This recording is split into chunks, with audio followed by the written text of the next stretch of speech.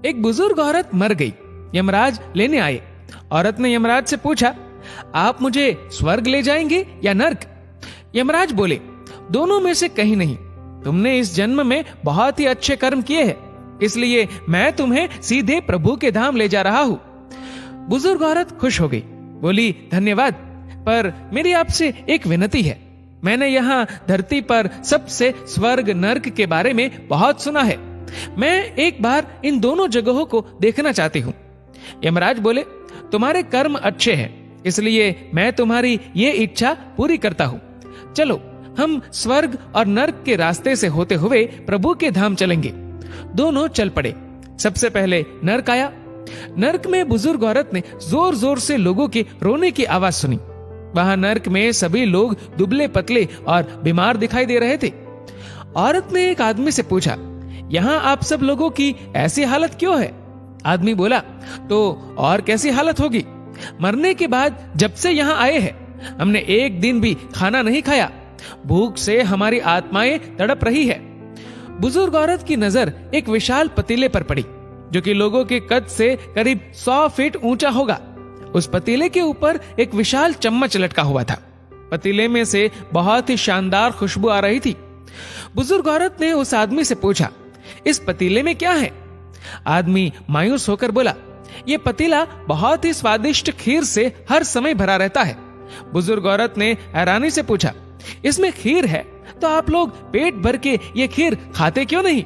भूख से क्यों तड़प रहे हैं? आदमी रो रो कर बोलने लगा, कैसे खाए? ये पतीला 100 फीट ऊंचा है। हम में से कोई भी उस पतीले तक नहीं पहुंच पाता। बुजुर्ग औरत को उन पर तरस आ गया।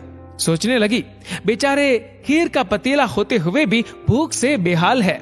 शायद ईश्वर ने इन्हें यही दंड दिया होगा। अब यमराज बुजुर्ग औरत से बोले, चलो हमें देर हो रही है। दोनों चल पड़े। कुछ दूर चलने पर स्वर्ग आया। वहां पर बुजुर्ग औरत को सबकी हंसने व खिलखिलाने की आवाजें सुनाई दी। सब लोग बहुत खुश दिखाई दे रहे थे। उनको खुश देखकर बुजुर्ग औरत भी बहुत खुश हो गई। पर वहां स्वर्ग में भी बुजुर्ग औरत की नजर वैसे ही 100 फीट ऊंचे पतीले पर पड़ी जैसा नर्क में था। उसके ऊपर भी वैसा ही चम्मच लटका हुआ था। बुजुर्ग औरत ने वहां लोगों से पूछा, इस पतीले में क्या है? स्वर्ग के लोग बोले कि इसमें बहुत टेस्टी खीर है। बुजुर्ग औरत हैरान हो गई। उनसे बोली, पर यह पतीला तो 100 फीट ऊंचा है। आप लोग तो इस तक पहुंच ही नहीं पाते होंगे। उस हिसाब से तो आप लोगों को खाना मिलता ही नहीं होगा। आप लोग भूख से बेहाल होंगे।